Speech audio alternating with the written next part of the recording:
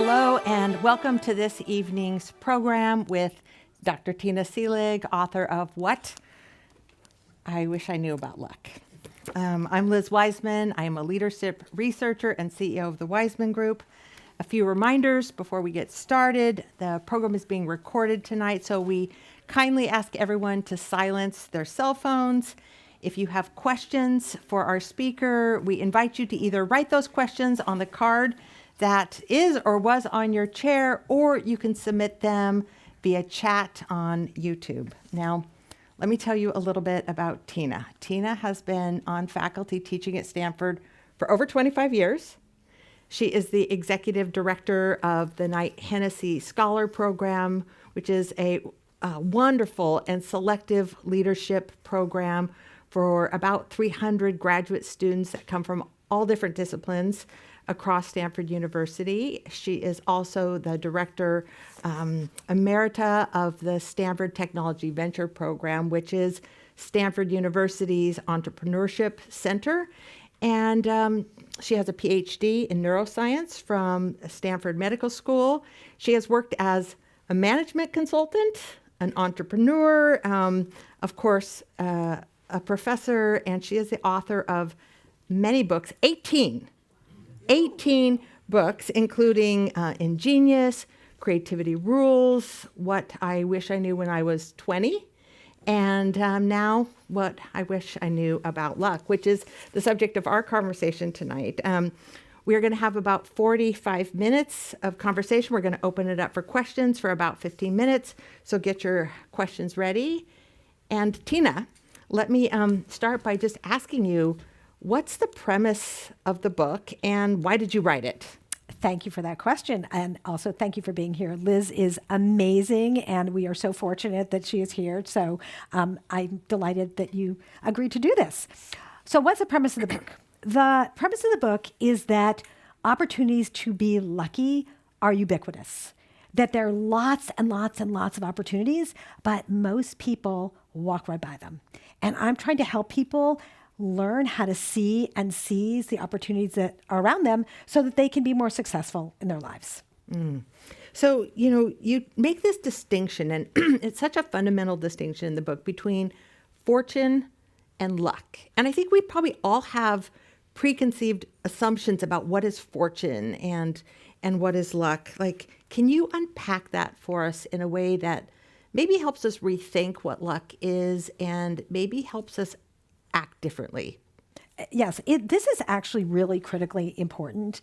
There is a very big distinction between fortune and luck. Fortune is the things that happen to you, and luck are the things over which you have much more control. And if we use these words interchangeably, we're missing a huge opportunity to see where we have agency in our lives. It's interesting, the definition of luck is success or failure apparently caused by chance. And I love that definition because that apparently is like this magic word in there because it looks like it's chance, but let's unpack that apparently and see what's really going on behind the scenes. And a lot of people use the word luck to sort of mask the things they actually did. And I'm trying to open up the curtain to see behind the scenes. There's something going on. Exactly. Why some people seem so lucky. Exactly. Now, of course, there are things that happen to you, right? You don't control who your parents are. You don't control where you were born. You didn't control the weather today. We didn't control whether there was a pandemic. So there are things that happen to us, and we're in a constant dance with the world between what happens to us and how we respond. And it's really important to disaggregate those things so we see where we do have control. So I got an early peek at the book several months ago. And, one of the things that is so striking about the book is that you use this metaphor of sailing so well and all throughout the book. So tell us a little bit about why luck is like sailing. Right. So I really start out with the premise that because opportunities are ubiquitous, opportunities for being lucky are ubiquitous, they're like the wind. Powerful, but invisible. and you need a sail to catch it. And so I create this sailing metaphor about if you want to catch the winds of luck, you need to build your ship, you need to recruit your crew, and you need to hoist your sail. Now, can I unpack that for a minute?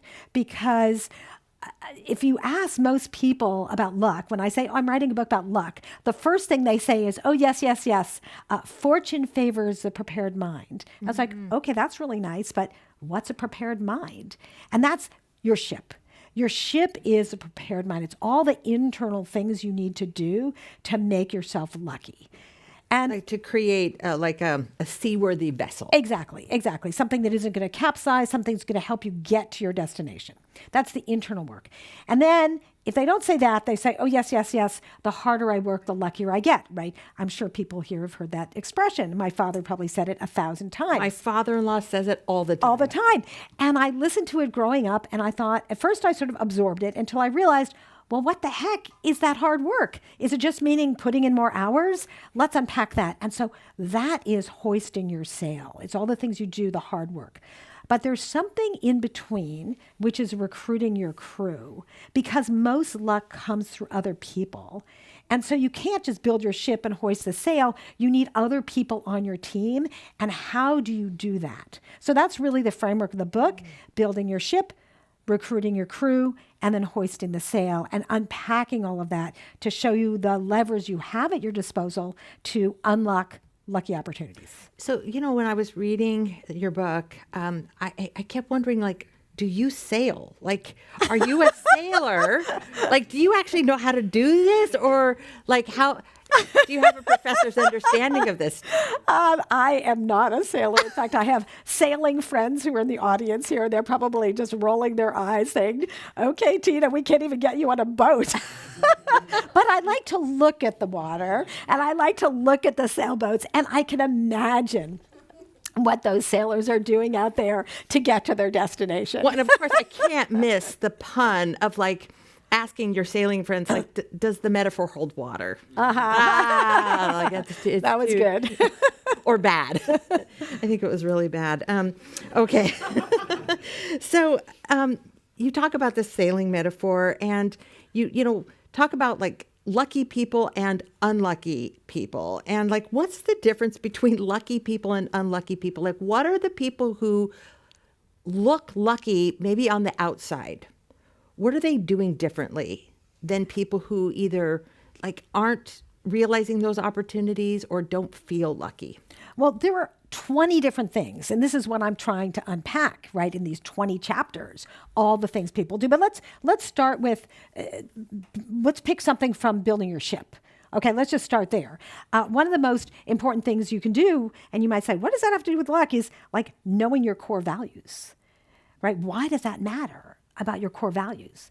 Well, your core values are like the ballast under your ship, holding you steady so that you don't fall over. And all you need to do is read the newspaper every day to see people who don't do this and end up in prison. To and fro, yes. Or who have made really, really bad decisions. And I can tell you stories from my personal life of times where I didn't know how to do this and ended up in big trouble. And that's why I realized oh, you can be really unlucky if you haven't thought through the consequences of making decisions, especially if someone asks you to do something and they're maybe in a position of authority, or they're a friend, or they've done something for you before, right? You think about all the ways that people influence you to do something that you later say, hey, I didn't think that through. I didn't think it through. And I remember reading you talking about it very early in your career where you just hadn't thought that through. And you ended up kind of getting dragged over here, and you had to kind of pull yourself back. Exactly. So the story is, it was right after I graduated with my PhD in neuroscience, and I was working for a med tech company. The CEO asked me, after I'd been there maybe a few weeks, asked me to go to a conference that was being hosted by a competing company. And he said, I'd like you to go to this conference. It's in Chicago, but I don't want you to say that you're Tina Seelig from this company. I want you to say you're Tina Seelig from Stanford. And you are fresh off the farm, so Exactly. to speak. You are right out of Stanford, so seemed reasonable. I didn't question it. You didn't question it. I didn't question it, and I should have, right? But he was my boss. I was new to the work world. He asked me to do it. I mean, why wouldn't I do it? So I got to the meeting, and I'm sitting in this meeting, and it was clear after a while that most of the people in the room were potential customers of theirs, and they didn't know very much about the product. And every time there was a presentation, I raised my hand and asked a question because I knew a lot more, and I was very eager. And so I asked questions, but at some point they got suspicious. First of all, I was from California, where their competing company was. So they called up the company, and they said, "Is Tina Seelig there?" And the receptionist said, "No, she's not here. She's at a conference in Chicago."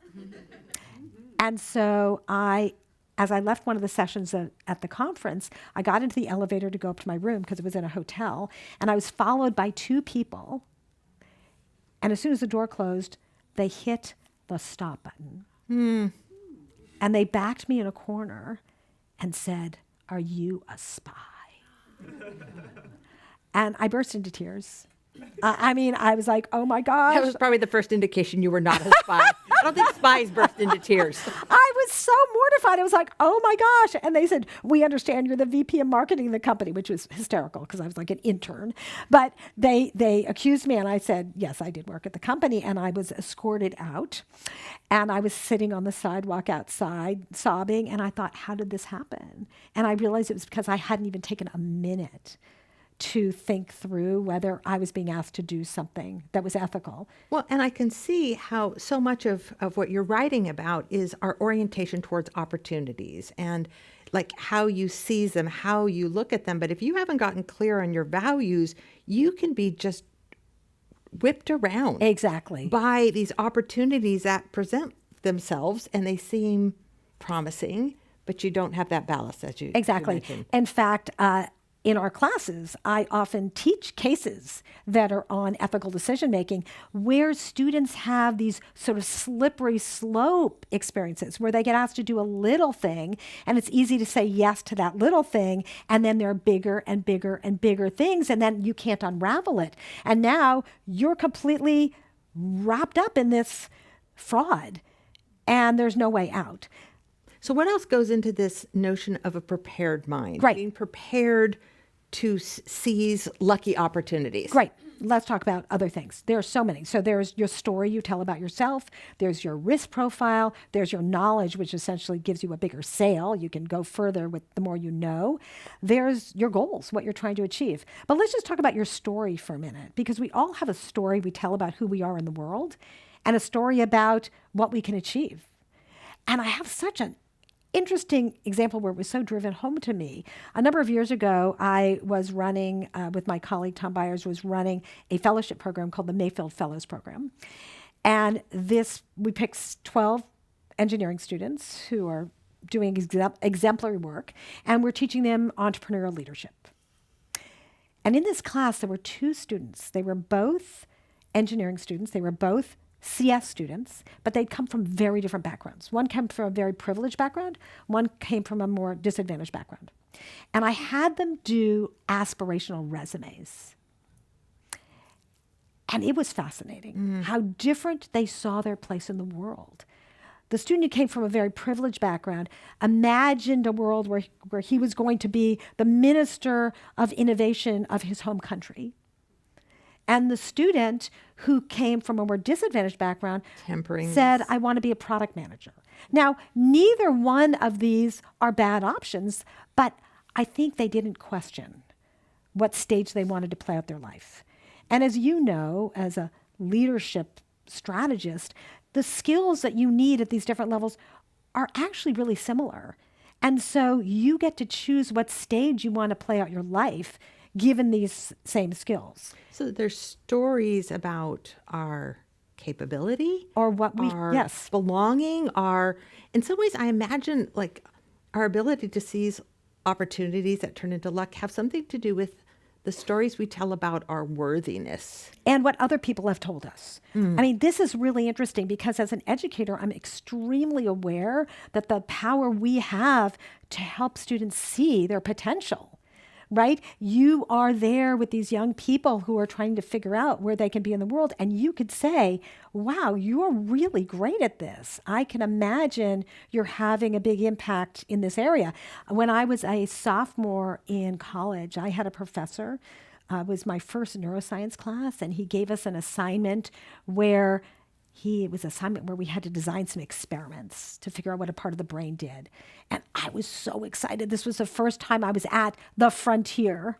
I was at the frontier and I was like, oh my gosh, no one knows what this part of the brain does. I can figure this out. And so I wrote and wrote and wrote, and I handed in the paper, and I got it back the next week, and my professor had written at the top of the paper, Tina, you think like a scientist. At that moment, I became a scientist. It was as if every cell in my body changed shape. And I saw the potential that I had never imagined before. And I ended up going on to get my PhD. Which completely will change your filter about how you see opportunities. Exactly. Because you're like, well, I'm a scientist. It would make sense for me to go do this. Yeah, it's like a whole new world is opening up to you. Exactly. But someone could have said something else. They could have said, oh, you're good at science. You should be lab tech. I mean, right? Somebody could tell you, now that's not a bad idea either. But the point is, people point you in different directions. And you either decide whether you're going to absorb that story or not. Well, and we've just been talking about it from like the stories we tell about ourselves. But I think about like how little it costs that professor to make that comment and how big of an impact it could have on people and the path that they take in life. Exactly. And so there's another piece of building your ship. It has to do with your risk profile. And if I look around this room, how many of you are risk takers?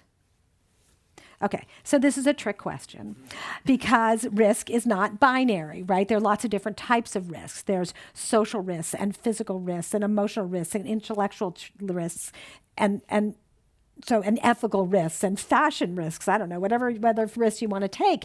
But the fact is we have very different comfort level with different types of risk.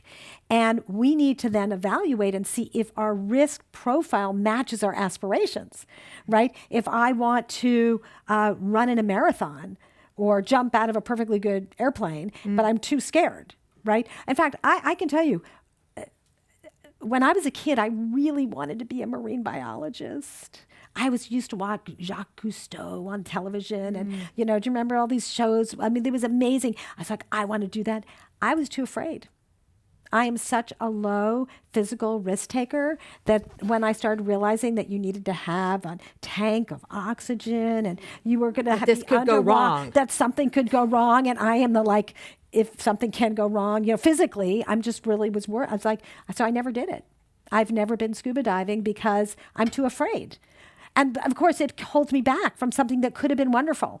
And so that's an example where if I really wanted to do it, I would have had to get over that discomfort. Do you find that in helping people see their risk profile, that helping someone anchor to like, I'm a good risk taker with intellectual risks or relationship risks, and they can then pivot that? Or do you find that those are fairly static? Well, I don't know that they're static, but they're different. And one of the fun things you can do with your family or in your company is to look at everybody's risk profile and realize they are often complementary, because my husband's risk profile is quite complementary to mine, which is super helpful because he's a physical risk taker. And so he's happy to get up on the ladder and go on the roof. Whereas to me, it's like, you got to be kidding. I'm not getting on that ladder. But he's like, no problem. I'll just go clean the gutters. And but you take creative risks. But I will, all right, the time. Or social risks. Like I'm happy to get up and give a talk to 1,000 people, and that's easy for me. Or to tell somebody how I feel, that's easy for me. Or taking on a big problem, an intellectual risk.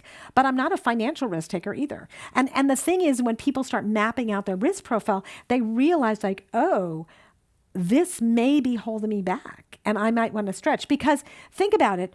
The first time you do something, it might feel really risky, but the more you do it, you're going to be able to stretch. Yeah. And so what are the other ways that luck is like sailing? Okay, so let's talk about recruiting your crew, because it's really important to realize that most lucky opportunities come through other people. You need other people on your team. And there are a number of things you need to do that. One is you got to ask for what you want. I mean, you can't do if you knew me, you would know what I need. I mean, to ask for what you need and know how to ask in a way that people are likely to say yes.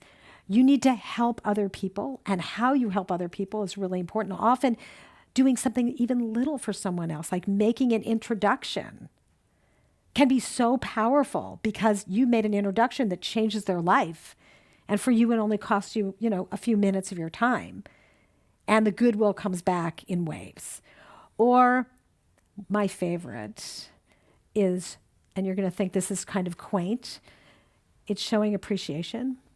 If people have done something for you and you don't appropriately show appreciation, that door gets shut behind you. And so many people don't realize the power of showing appreciation. And so let me give you an example of how important this is. I talked about the professor who was so influential for me when I was in college. Well, 20 years later, when I started teaching at Stanford, I kept thinking about this professor and thinking about the impact that he had had on me and how I would never be where I was without him, as well as the way that I wanted to teach, right? Because he was so influential. So I wrote him a thank you note 20 years after the class. I wrote him a thank you note. I don't know if he actually got it because he didn't answer, but it was really important to write it. And I told him how influential he was and how meaningful his words to me were.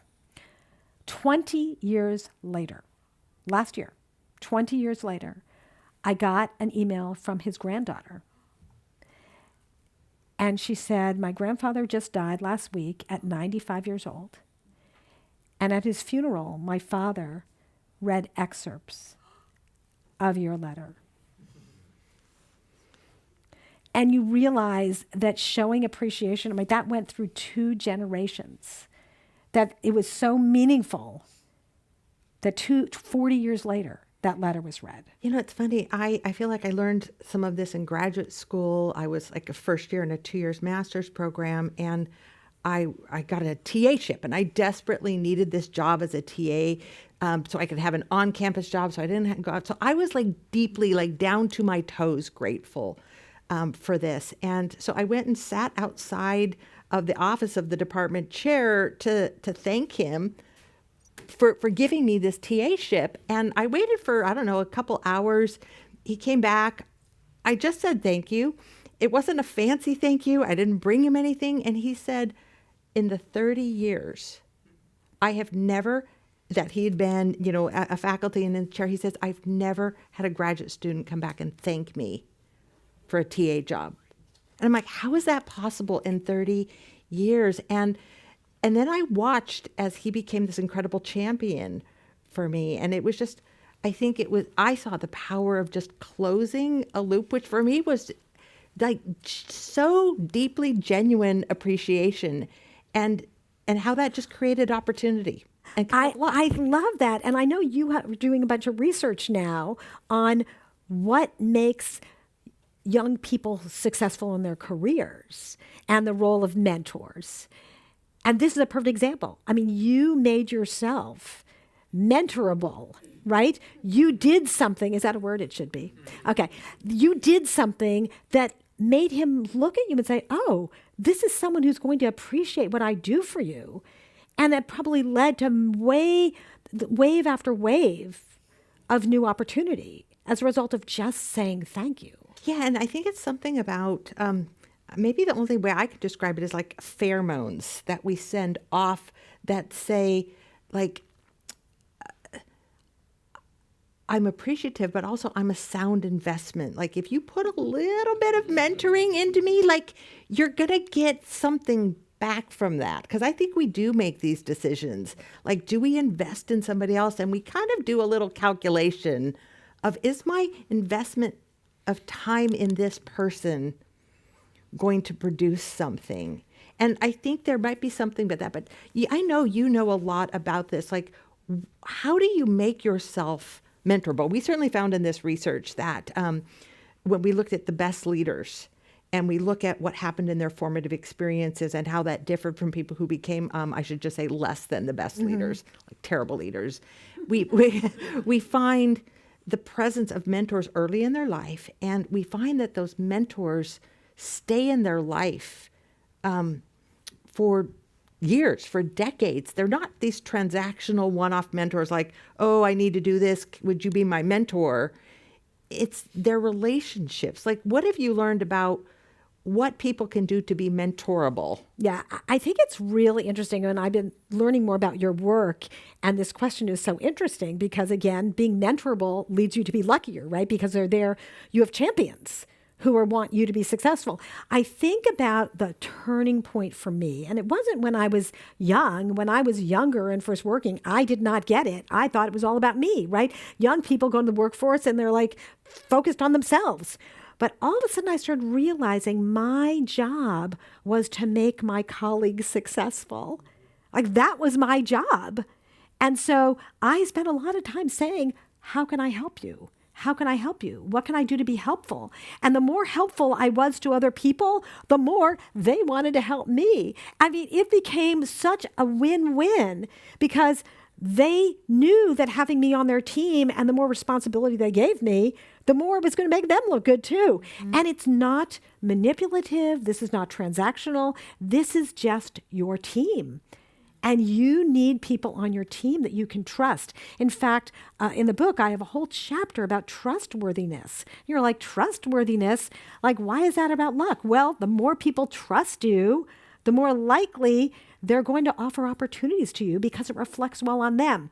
You know, it's funny, there's the Dunbar number, you know, like you can know 150 people, and they talk about the power of loose relationships, the relationship around, you know, the power of loose relationships. But if those loose relationships are not positive, no one's going to recommend you, right? It's not just that you need to know someone. You need to know someone, and they have to feel like if I make that introduction, it's going to reflect well on me. So, I mean, I'm sure people who are listening here in the audience or online have all had situations where someone calls them for a reference for someone, and it's a back channel reference. It wasn't an official reference. They go, hey, I see, you know, you must have worked with this person. What do you think? And based on your past experiences, you're going to tell the truth. And so the more you trust someone and the more they in the past have demonstrated that they're someone who reflects well on you, you're going to recommend them for something else. Just that look you gave me made me feel guilty for maybe the one or two times I didn't tell the entire truth. Like, has everyone kind of been in that situation where maybe it's like, oh, I didn't maybe give them the full report on this.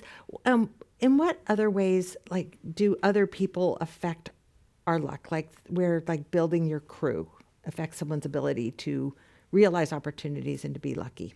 Yeah, well, as I said, so much goes through other people. And so you really need to build trust. But also there's a really interesting piece that I decided to bake in, which might not seem obvious.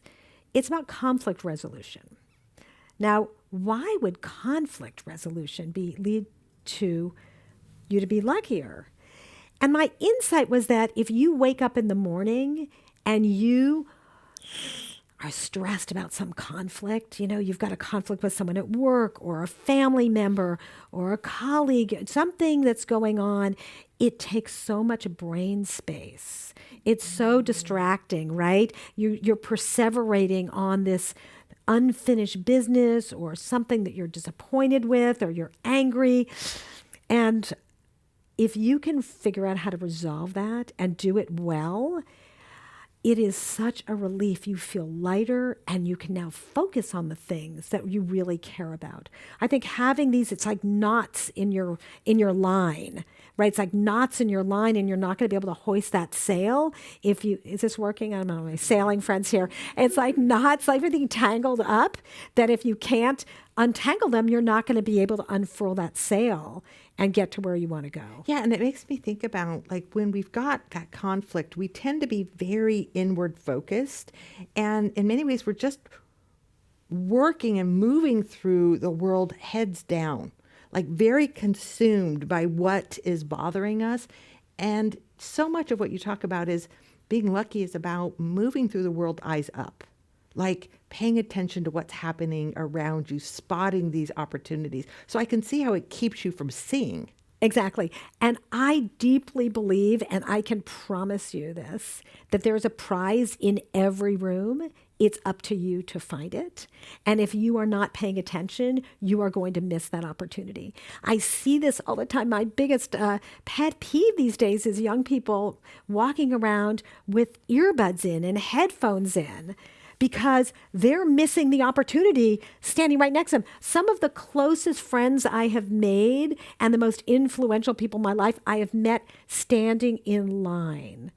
Standing in line. You know, someone, I was on my way. I can so see this. Well, I can tell you, I was standing in line getting on an airplane. And there was a woman who was standing behind me, and I had a backpack. I was actually talking to some students about this today. It's kind of an interesting strategy to carry something or wear something that has some branding on it. Now, because if I've got a Stanford hat or a T-shirt or a conference bag with me, then it's a conversation starter. Exactly. Someone's going to like, oh, I just happen to have a backpack that had a branding of a conference I had gone to. And someone said, oh, did you go to that conference? And I said, oh, yeah. We ended up talking about it. We ended up switching our seats so we could sit next to each other on the plane. We talked for 5 hours. This is about, I don't know, a dozen years ago now. This person's now one of my closest friends. We've collaborated on a whole bunch of stuff. And I just had her speaking with my students this last week, actually last quarter. So this is someone, but I met standing in line. Isn't one of your books a result of sitting next to someone on an airplane? Yes, absolutely. So it's funny because I think my friend who was sitting next to me is like, Tina, please don't keep telling this story. But but I'll tell you the story because it's just between us. Is that I was getting on a super, super early morning flight on the way to a conference that was down in Ecuador, but the flight had to go through Miami. So we were flying to Miami from San Francisco, super early flight, and you could have gotten on the plane and just put on your earbuds or gone to sleep. But I started chatting with the guy next to me. Turns out he was a publisher. And we started chatting, and about halfway through the flight, we were having a nice connection. We were becoming friends. And I said, by the way, I have a book proposal on my computer. And he said, oh, that's nice. I said, well, would you like to read it? So he was super polite, and he read the book proposal, and he said, thank you very much, Tina. This is not from us. And I said, okay, fine. So, but at the end of the flight, we exchanged contact information because we had a nice connection. And by the time I left, he'd already texted me. So he'd already sent me a text. I wasn't stalking him afterwards. I'd be like, but then the next quarter, I had to do a project in my creativity class. And well, what should the project be? Well, why don't we do it on the future of publishing? And I'll invite him to class. So we did a project on the future of publishing, and I invited him. He came to class. We had a great time. It was really great for the students. It was great for him. But I stayed in touch. And in fact, this is my creativity superpower, is just if you have a little win, you just keep adding a little more fuel to it. So I'm keep pulling the ropes. So then maybe a few months later, I was running a global innovation tournament, and some of the students did some really, really interesting things. And so I sent him some videos of things a student had done. He said, this is so cool. These were really impressive and really fun and provocative projects they did. He said, I think there's a book in there for the students. I was like, really? Okay. So I set up a lunch with him and the students, and he brought one of his editors, and we had a lovely lunch at Stanford. And afterwards, and students didn't want to write a book. They were graduating, they were going off. They didn't want to do that. But his editor said to me, well, Tina, would you consider writing a book? And I said, funny, you should ask. And I handed him the exact same proposal I'd given his boss 2 years earlier. And 2 weeks later, I had a contract. Now, and then I wrote, that was the contract for What I Wish I Knew When I Was 20. Interestingly enough, right, that would never, ever have happened. And I love the thought that we were always one decision away or one action away from a completely different life. Every day there are doors that we choose to open or not, right? Do I start a conversation with the person standing next to me in line? I'll give you one more story. I have a brand new grandbaby, and I was in New York visiting my son and daughter-in-law and staying at a hotel nearby. And I would get up every morning and have a cup of coffee. I would go to the cafe. And I know that I need to talk to, like that there's a prize in every room. So I always talk to someone. So there's a lovely young woman standing next to me, probably, 30s.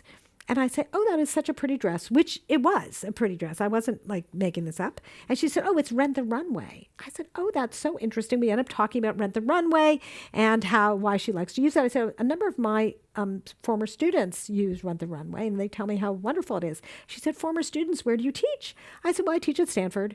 And she said, oh, I went to the business school at Stanford. And we're in Brooklyn, by the way. Okay. And we started chatting, and she works at LinkedIn. And by the end of the time, and we then ended up having a conversation about LinkedIn. And by the end of the conversation, we were linked on LinkedIn. Yeah.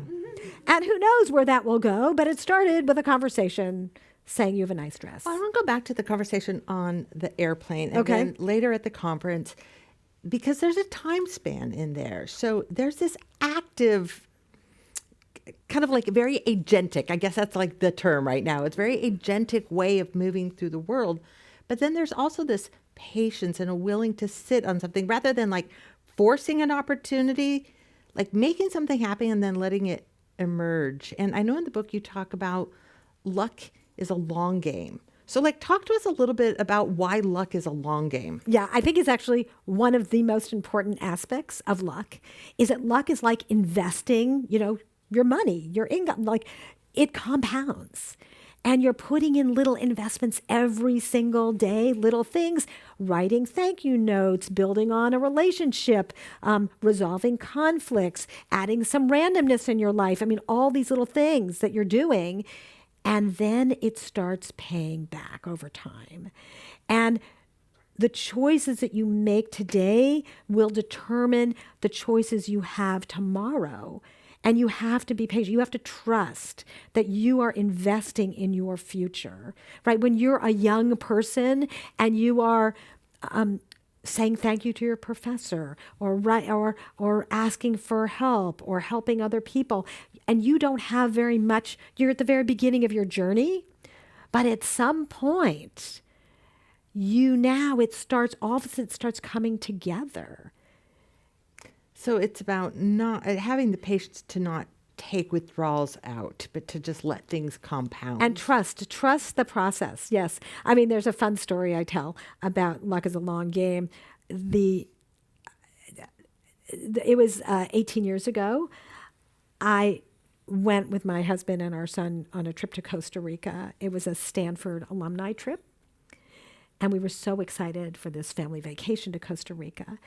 And this trip had been sourced and planned during the off season. And so when we got there, it was high season in December, and the hotel and everything was totally different than they expected. There was a huge bar in the pool. Alcohol was flowing. They were not reinforcing the drinking age. The kids were drinking. Our child was not drinking age, but that did not matter. The music was blaring. We were right on the beach. It was so dangerous. And a number of the parents on this trip were so outraged that they left with their kids. Some were so outraged they were screaming and yelling at the staff who had not planned this, but now were responsible for unraveling this really unfortunate situation. And I guess from the parents' perspective. From the parents' perspective, yes, exactly. I think the kids were like, woo, party, party, party. Great trip, Mom I and know, Dad. exactly. Well, anyway, I apparently was very polite and understanding with the team, and trying to help them out during this difficult time. I mean, I was just as frustrated with it. This was not what I had in mind, but in talking with the team, trying to figure out how to be helpful in the situation. Well, I forgot all about it. At some point, tragedy plus time equals comedy. And so I forgot about it. It was 18 years ago. Well, 15 years ago, I was being considered for my current job. And it turns out the person who was leading that trip was now on the team evaluating me. And she didn't tell me this. She didn't tell me that she had led that trip. I had totally forgotten about her, and it was 15 years earlier. I didn't remember her. But she sure remembered me. And I can tell you, when she told me a few months after I joined that she had led that trip, I was like, oh my gosh, that must have been horrible. She said it was one of the worst professional experiences of her whole life. And she said I had been so helpful. And I know, had I not behaved well, there is no way I would have my current job. And I would have no idea why. Yeah, and you would be like, well, how did I get so unlucky in that process? Exactly. How come I didn't get that job? And I would have no idea. And so people are paying attention all the time. And the world is, I used to always say, there are only 20 people in the world, the rest is all wallpaper. But you just keep running into the same people, over and over again. Yeah, there's like a reciprocity, a karma that you're talking about. Now, you've done a lot of work in innovation and entrepreneurship at the Stanford Technology Venture Program. How has your work in those arenas influenced and informed how you see luck? I love that question because I've, spent a long time teaching courses on creative problem solving, and it's my happy place to do that. I understand deeply that being a good creative problem solver makes you luckier. One of the most important things I teach in my classes is about framing and reframing problems. If you come up with the right solution to the wrong problem, that's not a right solution, right? And so really understanding what problem you're really trying to solve, reframing the problem, I like to call it frame storming. So frame storming before you brainstorm, like live in this problem space long enough to understand what problem you're really trying to solve. Get the window right. Exactly, right. I mean, I can give you lots of examples, right? If I ask you, should we plan a birthday party? We'll come up with a set of solutions, but if we say, let's make it a birthday celebration or a birthday tradition or a birthday present or a birthday card, right? Or a way to mark your birthday, each is a different set of solutions. And this happens in any single domain. If you are reframing the problem, you start coming up with different solution sets and also different ways to connect and combine ideas and challenge assumptions. These tools are incredibly important for being lucky because being lucky involves being able to solve problems, right? If you can solve problems, you're going to end up getting yourself out of really difficult situations where someone else might get stuck. I want to go back to something you said about the aspiration level of two different grad students who had come from different backgrounds. And as I think I've been looking at how some of our early life experiences and our early career experiences shape the possibilities for us. So how do you think our early life experiences shape how lucky we see ourselves? And how do we change that narrative? Can it be rewritten? Or do we kind of get shaped in this is who I am and this is my destiny and this is what I deserve? And yeah, it's an interesting question. I think we have a tremendous amount of control over the story we tell. And I'd run an exercise with my students where I ask them to tell their story in different ways. Just okay, write your life story. Think about it. If I asked you to write your life story, you're going to write it in how many hours is it going to take for you to write it or read it? It might be a couple of hours, 2 or 3 hours. But you've had lived for decades. You've distilled it down to that story. Well, now write a new story. Write a story about all the opportunities you've had. Write a story about all the things you've had to overcome. Write a story about all the funny things that happened to you. Write a story about anything how lucky you are. Or how lucky you are. Exactly. And I think it's very important for people to realize oh, I just made up that story. In fact, one of my favorite exercises, I ask my students, what happens when they fail? What is the bottom made of when they fail? Right? Is it glass? Is it concrete? Is it rubber? Is it a safety net? Is it a trampoline? Yeah. Is it burning lava? What's the story you're telling yourself about failure? About failure. And it's really interesting. We go around and people are like, oh, it's burning lava. It's a black hole. It's quicksand. I'm like, really? You're going to die if you get a B on an exam? I mean, it's just silly. And I think, well, who told you that story? Who told you story about what was going to happen? And then I invite them to change that story. Because if you change that story just about what's going to happen if you fail, you end up opening yourself to being able to like get up and do it again. And saying yes to things that you wouldn't normally say Exactly, yes to. exactly. Like, oh my gosh, I can't do that. I might not know how. It's like, okay, get up. Maybe you go, I don't know how to do that yet, right? Sort of the growth mindset, right? I don't know yet how to do that, but I'm going to give it a try. Yeah. So changing like our story about ourselves, like the story we tell ourselves about ourselves, is one way to change our luck. What's another small habit that can have a disproportionately big effect on our ability to be lucky? I am a huge fan of the idea of just adding randomness to your life.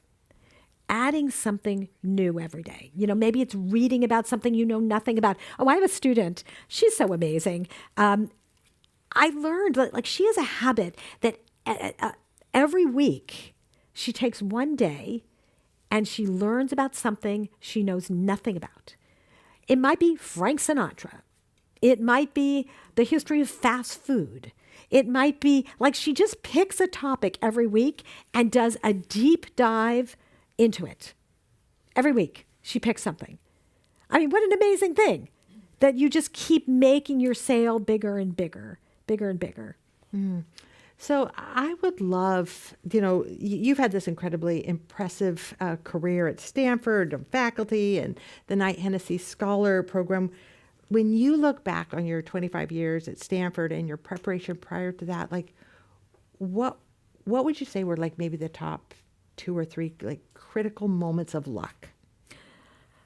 I think a part of it has to do with sometimes I'm just a little bit fearless around. We're picking up on that. Fearless, no, around trying things that I haven't done before. Mostly, but not like intellectual risk. Like I remember the first time I wrote my first book was on the chemistry of cooking. I started writing it when I was a graduate student. I started writing a book on the chemistry of cooking because I knew in great depth what was happening in my kitchen, but I mean, in my lab, but not in my kitchen. I was like, I don't know what these things are. And it was way before all this chemistry of cooking work was available. And like before the internet, you can go look this stuff up. So I was like, I want to know, like, how come eggs turn solid when you cook them? I mean, most things that are liquid turn to a gas. How come? What's happening here? Or why does popcorn pop? Or why do onions make you cry? I mean, so I just started making a list of all the questions I had, and I started writing my first book. And there were people who said, "Well, what makes you think you can write a book?" I was like, well, why not? Why not? Why not?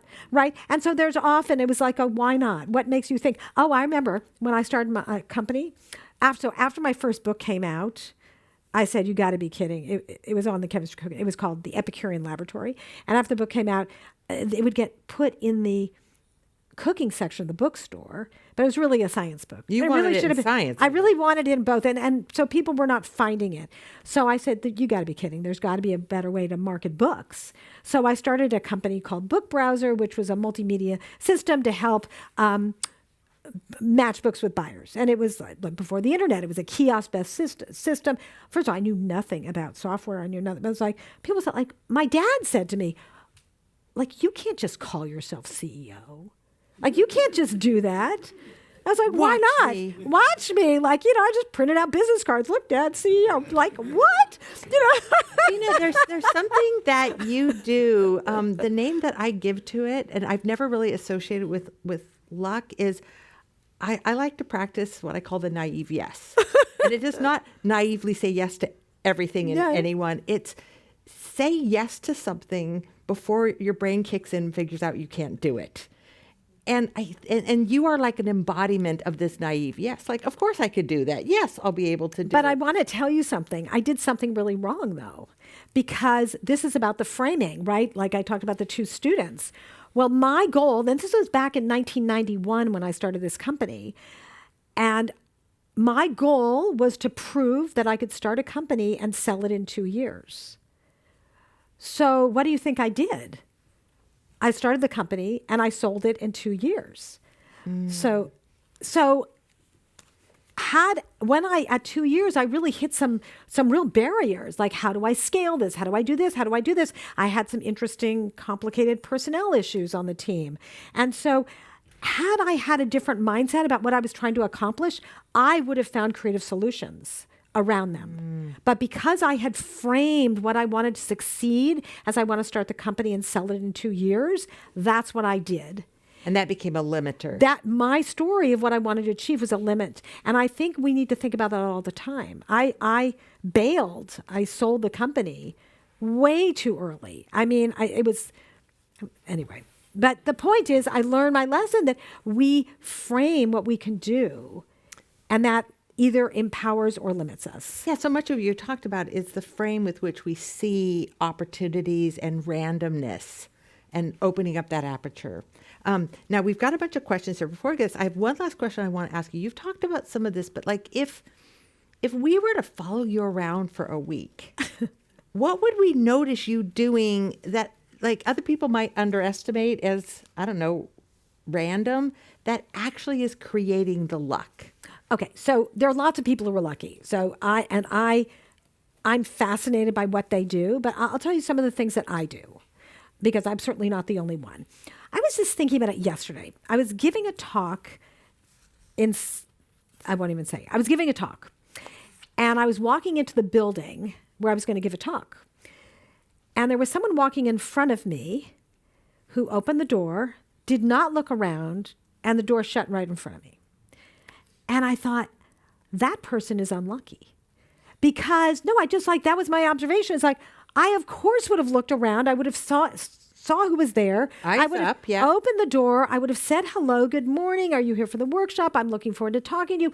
We would have had a connection at that moment of walking through the door, right? That's a tiny little thing. But this person walked through the door and it slammed basically almost in my face because they weren't even looking around. So it's just looking around and seeing how you can help people and engage, even just smiling at someone. I am very committed to writing thank you notes. I get to the end of every single day and I write thank you notes to everyone who has done something. Oh, can I have all of your email address? Every day. Every day. I do not go to sleep before I write thank you notes. And I essentially... That's remarkable. Yeah, but it's not like a long process. I look through my calendar and there are a few people and I send, a few sentences. Liz, you're going to get a longer letter than that. Well, and I think, doing that daily is remarkable. And I think a lot of us have that gratitude and want to express it, but they're like, oh, I need to do that when I have time to write something long or thoughtful. And you just are doing it. Better to do it now. Like a now, warm thank you than a cold. Oh, I love that. Exactly. Than waiting. Yeah. Better to just do it. And just because there's a big difference, just like there's a difference between fortune and luck, there's a big difference between gratitude and appreciation. So gratitude is how you feel, like I feel grateful, and you can keep your wonderful gratitude journals of all the nice things that happened to you today. But if you don't close the loop by showing appreciation, you've missed the boat. Okay. Well, we've got a bunch of questions here. There are clearly people who wish they knew things about luck. So here we go. Let's do flash. We have 12 minutes. Okay. Part of having conversations with strangers can involve feeling like you have to position yourself in a certain way, like to know your brand. How do you do this when you're not sure you have a map? It's really just connecting with someone. It doesn't have to be a brand. It could be, wow, you ordered a really interesting coffee drink. That's so interesting. Tell me about it. Is it really good? I mean, it can be something as, wow, those are cool shoes. Where did you get them? Those are So you don't have to have a shtick. There's not a shtick. It's just making a connection. Like, have you heard this music before? This is so... we came in here and you said, is that polka music playing? We ended up having a conversation with the person who's doing the AV about the polka music that was playing in the room. It doesn't matter. It's not something that has to be serious. It can be something that's just a hook. Okay, so Tina, this question is a perfect follow-on from another person. It's well placed. How do you apply your thesis of luck for those who are not extroverted? I love that question because people always say, oh, Tina, you're so extroverted. Of course you can do this. But there are ways to do it that are not about getting up and saying hello. You can read about new things. You can write about things. You can form a small group of a book club. There are so many things you can do that are in small venues where you feel more comfortable. It's not about getting up on stage. And it's about even just... It can be quiet. Or noticing, like maybe there's a mom in the grocery store who's struggling with her bags and a little kid, and you say, can I help you? This is like so validating for me, because I'm going to go back to my kids who have constantly said, Mom, quit talking to people. Like, quit. Don't make eye contact with people. Like, why do you have to talk to everyone? I say, Because I'm lucky. Because Dr. Seelig told me to. Okay. I think this is a really interesting question. Does this framework, because you're, of course, saying that luck is kind of what we make it. Does this framework risk making people feel like their bad luck is their fault? What if you do everything right and you still have bad luck? Ooh, I think like we can all feel a little bit Okay. of ourselves course, in that question. Yes, but so there's fortune and luck. You can be really unfortunate, and you can be in real. Let's be really honest here. The world is not fair, right? It's not fair. We are all born with very different capabilities, with very different skills in different places. I mean, you might be in a war zone. I mean, there is, a lot of horrible things going on in the world. I mean, it would be ridiculous to assume that everybody is in fabulous circumstances. But I'm always reminded of Viktor Frankl's famous quote, Holocaust survivor, who said, between stimulus and response is a space. And in that space is your choice. And that's where your freedom comes, in that space. And I think about that a lot, that even in the worst circumstances, there is a choice of how you behave. And there are times in which I certainly have done it poorly, where I'm reactive to something and I didn't take the time to take the space, and I become very aware of it. But one of the things that I love, it's one of my favorite quotes, is it's all good in the end. If it's not good, it's not the end. It's a reminder that we are always in the middle of the story. We're in the middle of the story. And when I screw up, which I do, when I screw up, which I do, I screw up every day. I have a very long failure resume and I keep it up to date. But I have to tell you, I look at what I've done that I'm not proud of, or I made a mistake, and I go, okay, what did I learn? What did I do? What did I learn? What am I going to do differently? And then I turn the page and say, tomorrow's another day. I'm going to do it differently. I'm going to resolve that conflict. I'm going to apologize. I'm going to do whatever I need to do. I'm going to do a better job. Yeah. Okay, we've got a little over 8 minutes left, and so we're going to do a little bit of a lightning round to see if we can get through everyone's questions. How do you suggest going about finding meaningful, long-lasting mentors? Okay, great. My quick answer is be helpful to them. Be helpful to them. I'll tell you the very, very quick story, but it's actually in the book, about a young man named, I'm going to tell it very fast, young named Oliver. We've got time. Okay, I don't want to rush. A young man named Oliver who reached out to me because he wanted to become a luck coach. He had seen my TED Talk on luck. He wanted to be a luck coach. I agreed to talk to him for a few minutes. Instead of just taking my advice, what did he follow up with? What did he send me afterwards? He sent me a thank you note, right? Thank you. He sent me a thank you note, but he didn't stop there. He then sent me a long list. I just started working on this book. He sent me a long list of ways that he could help me with the book. And I looked at the list, and there was nothing exactly what I wanted, but I was so intrigued and so impressed with his initiative that I hired him as a research assistant. And then I got to know him, and I became a de facto mentor to him, right? Because he was helping me. Right? It became a relationship where I was helping him, he was helping me. It's not, I think when you think of a mentor, you shouldn't think of it as just a one way, because everyone has something to offer, right? A young student who wants to talk to me is going to know about things that I don't know about, and I'm going to learn from them.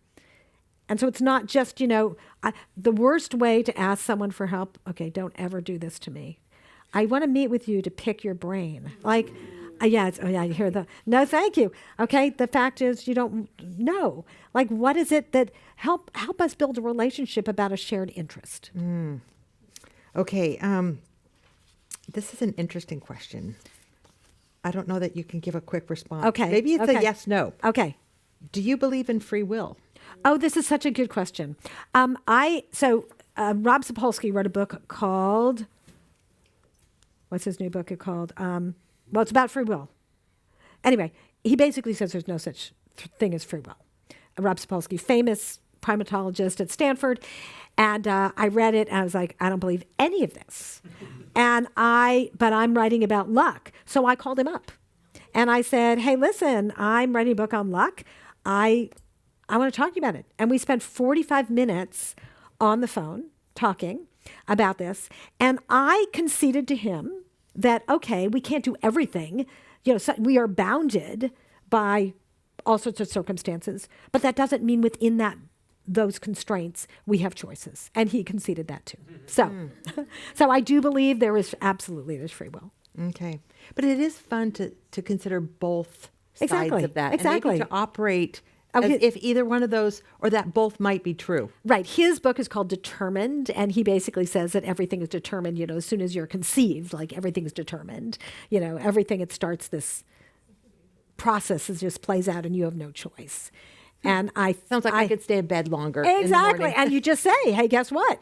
It was predetermined. Yeah, interesting. Okay, from your years of teaching, on what part of the boat do you most frequently suggest people focus? Like maybe where is the biggest gap or need or starting point? Well, I think I would start with values, because I think the values are foundational, and you need to start with thinking about who you are in the world and who you want to be in the world. I was talking to some students today, and they were talking about, at the business school, there's a famous class on power, and it's all the things that you do to get power, and some of it is not particularly ethical. And they said, it doesn't matter. This is what the students said. It doesn't matter how you got there as long as you end up in a position of power. And I said, well, I guess you get to decide who you want to be in the world. And if that's the way you want to navigate in your ship, that's one approach. But it's not how I choose to, and it's not how I teach my students to do that, to just do whatever needs to get done to be in a position of power. So I think you really need to think about who you want to be in the world, whether that's your story, your risk, your values. It's really doing the deep thinking about who you are. Who do you want to be? And who do you want to be? Who are you and who do you want to be? Okay, I promise this question was queued up prior to your response on that. It's a really interesting question. So how does Trump remain lucky? Oh, that is outside the scope of my expertise. Not doing that. It's a really interesting thing to think about, though. Okay. Yeah, but you know what? I'm not trying to bait you I'm just into going to that. say one thing on that. Luck is a long game, and the game is not over.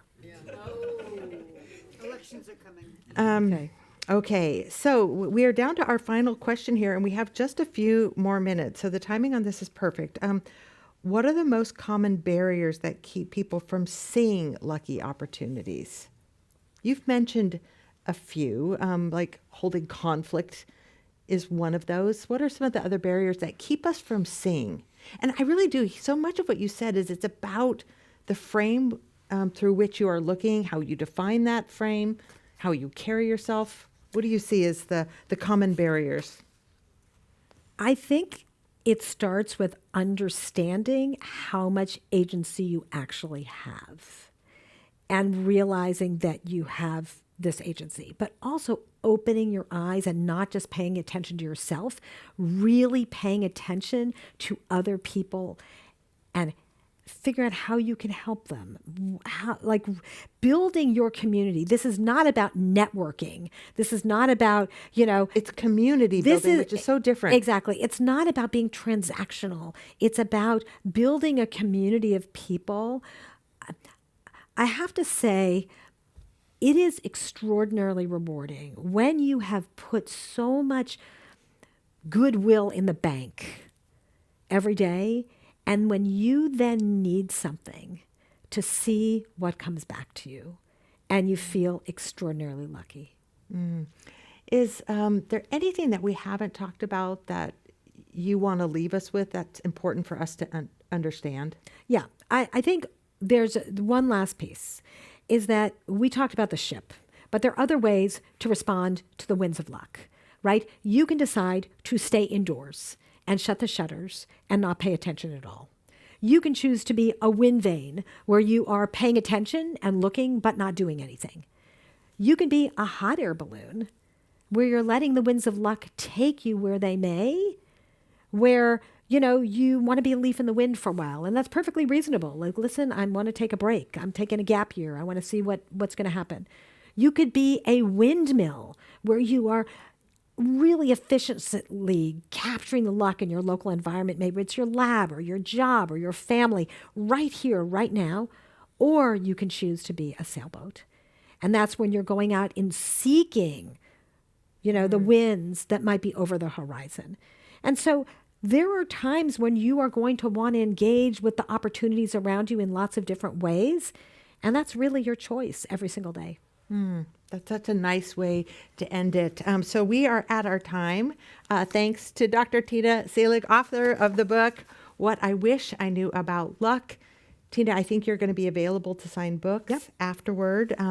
For information on the Commonwealth Club, and upcoming programs, you can go to commonwealthclub.org for information. And I'm Liz Wiseman, and thanks so much for joining us.